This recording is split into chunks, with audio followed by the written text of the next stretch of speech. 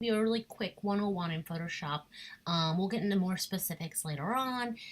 Adobe Photoshop, I click on it, it's going to open up a kind of like an entry-level page that will help me get started. Now, one thing I want to mention is that every single Photoshop, there's different versions. I'm working with, you can see down here, Photoshop CC 2018. It's the latest one. Yours may look a little bit different. Don't freak out. There's all the principles are going to be the same for the most part. So you can see these are some of the little projects I've worked on. This is my personal computer. I come over here, I hit create new, and really what you want to focus on is this area. Just if you follow my mouse, this lets you set up the size of the document that you want to work with.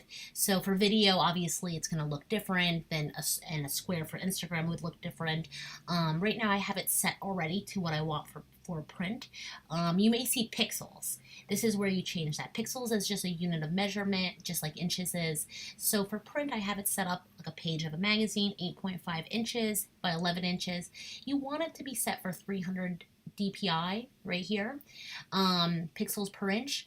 Now this is because the idea is you'd actually be printing these out. So that's the number that you need to print something from a printer. If you were going to be doing a video, that number would be different, but for the purpose of this class, let's just keep it as you would in the standard for a standard print ad. So 8.5, 11 by 300, hit create. Now Photoshop opens up and I use it all the time, so I probably have some things that are open that you may not see, but that's okay. I'm just going to mess it up even more. Now this happens a lot in Photoshop. Like I'm working, I'm moving things around, things accidentally get moved. Oh my god, maybe even my Photoshop windows got moved out, and I'm like, oh, I have no idea how to fix this. This is called your workspace, what you're seeing right here. And when things get moved around, it's okay. Just come up to Window, Workspace, and then Reset. We're using Essentials. These would be different types of workspaces depending what you want to do. It'll bring up different options automatically. Let's just stay in Essentials for now. Hit Reset Essentials, and you can actually see that everything on my side is moved. On mine, for some reason, it hasn't reset it hasn't put my ad out.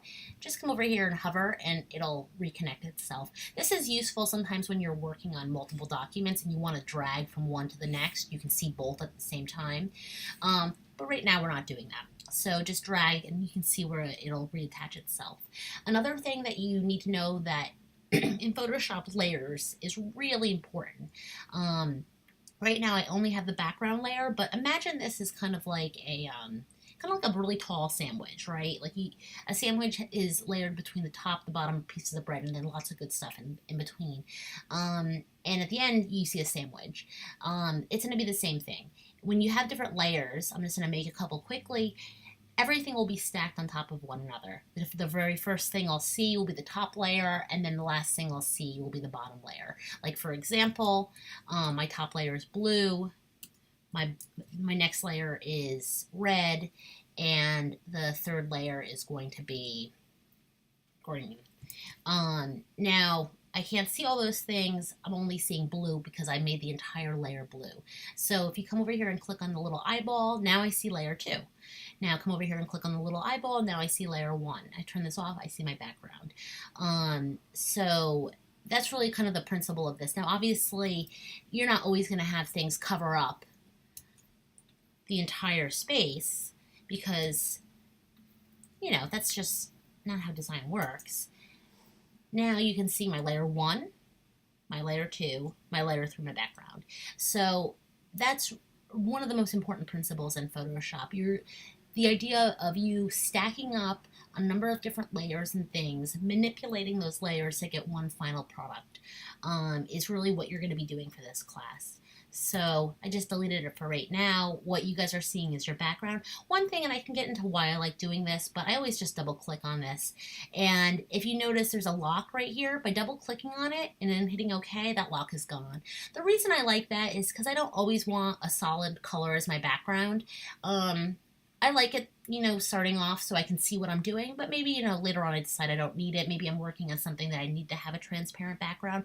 So like I said, you just double click to turn that off, and now it's unlocked.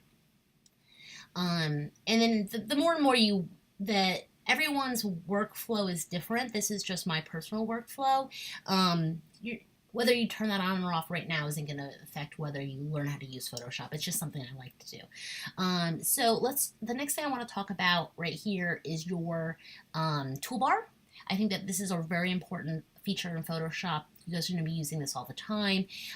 These are different tools that Photoshop gives you. I don't use all of the tools. I just use a select few. And sometimes when I need to do something specific, I'll use a tool that I've never used before and I'll learn how to use it. So text is going to be very important. You guys are going to be doing headlines. So when you click on text and make your square, you can actually just type into it. I do like making a square as opposed to,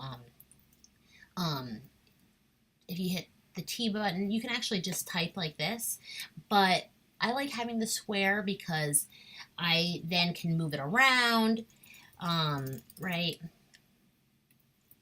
You can see I have a boundary box around it. So I personally like doing that. I think that you'll get yourself in trouble if you don't do that. So click on the shortcut for this. You can see is the letter T. The shortcut's right here, but you can click on the icon, make your box, and then just type into it. So I think that's kind of a good way just to start building your headline. So this is where my headline goes. Another important thing is going to be your marquee tools. There's different ones. The lasso tool lets you do it organically. You're just drawing. The next one actually lets you draw in straight lines. I like using that a lot, just going really slowly. The magnetic tool also lets you automatically cut things out. This is really useful if you have a background that's has like a pretty stark contrast. So say you have a red cup against a white background and you want to just isolate the cup, you could use a magnetic tool for that. You don't want to use it when there's a lot of gray tones if it's a photograph because it's going to get pretty messy. That's something I like using quite often. Your eyedropper tool, you're going to use that when you want to take like the color of a specific logo, or say you want to have the background of your ads be the crest blue. The eyedropper lets you be specific about the color that you're selecting. One thing I use, and this I just use when I'm being really fast, but you guys can, probably be useful, is a magic eraser tool. This also lets you delete things really fast. So again, with that example, white background with a red cup, I could easily cut out the white background really fast with the eraser tool. The one thing is that that's permanent. Like, so say you cut something out and it's a little messy, you're stuck with it. So I only do that if it's a really clean image that doesn't have a lot of shadow, that doesn't have a lot of pixels around it, there's not a lot of gray tones. It is a good shortcut. Sometimes if I just want to see if something's going to work, I do like using it, magic eraser tool, but it you can't really fix it once you do it. You can always undo it, but there's other tools that let you refine things as you go. And then, like I said, your text tool, your pen tool you may use. A lot of times it lets you build a shape that's a vector shape. And I also use my shape tools a lot. That's right here where you see a line. You guys might see a square, but if you just click on it, if you click and hold, it gives you the rest of the tools that are underneath there. So rectangle, circle, things like that. And I do find that I use it quite often. So say I want to do a custom shape. I come over here and I hit custom shape. At the very top of your Photoshop, you'll see some options for some custom shapes that are preloaded. Take it for what it's worth. I mean, like, I don't think that these should be on your final ad by any means, but I do think that if you needed to show something for some reason, really quickly, you can do this. You can also change what those shapes look like because they're editable, but you can see where just like how that works. So rectangle, and so on and so forth. And I'm trying to think what else I want to show you for the very first one. I think really the key is, before we hop into design, I think what you guys mainly need to know is this is how you open Photoshop. Make sure it's the size that I indicated in the very beginning for your print ad. And then one thing, where you guys are starting first off is with your headlines. This is the text tool. This is where you're going to be putting text in. So,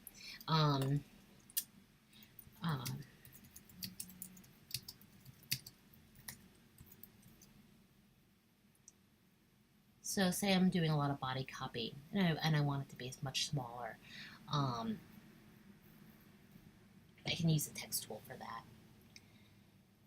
Now, one thing that actually is really important that you guys will need to know is I want to, be able to edit my text. I don't want to just have it be the standard whatever it happens to be in Photoshop that when I open it up.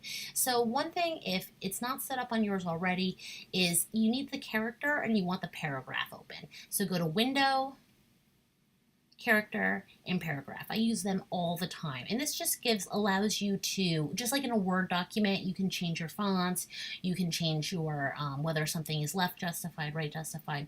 This is a properties box that's going to let you do that really quickly. So hit Character. You can see it popped up. Now mine automatically popped up with Paragraph because I use them. They're kind of like set together for me. That might not look the same for you. So just make sure that then you come down here and hit Paragraph and it turns on for you. So what this allows you to do is, hold on, Window, Character. This allows you to change your font right up here, change the size.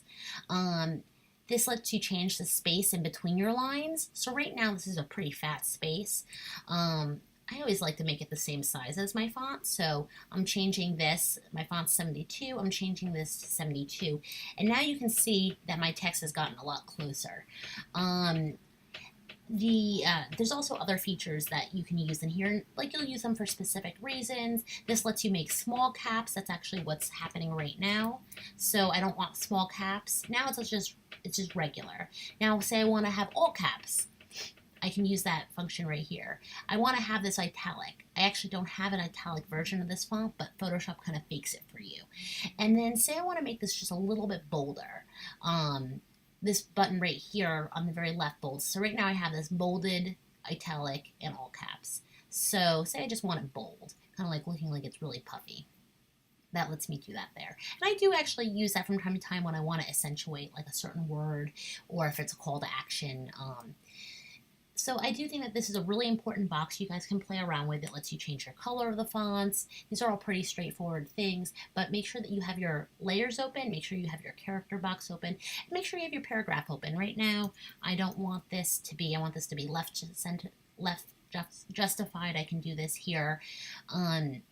Yeah, so I think that's just really gives you a good place to start. One of the things with Photoshop is don't get too hung up on your design. Start making sure that you're sure what you want to say first. What is that line? And then we can refine it as we go. And not everyone's going to be making the same ads. So sometimes some of the things that you guys need to problem solve in Photoshop will be different, and we can do that on a case-by-case basis. So I'll definitely be sending out some more tutorials, some that other people have made. But this is Welcome to Photoshop. Again, make sure that your layers is turned on. It's really important. Make sure your character and make sure your paragraph's turned on. Make sure your toolbar is turned on. And for some reason, if any of these things get turned off by accident, just go to Window, Workspace, Reset Essentials. Now, not built into Essentials is character and paragraph. So after you reset your Essentials and make sure that your layers are here and make sure that your toolbox is here, then go to Window, Character, and do the same for Window, Paragraph, because yours may not come on automatically. And that'll at least give you a just to get your headlines down on paper and give you an idea of maybe how you can use other features in Photoshop. Like I said, I just did a really quick tutorial of what these are, and then we'll go into more detail as time goes on and you guys get further along with your concepts. So thanks so much. Bye.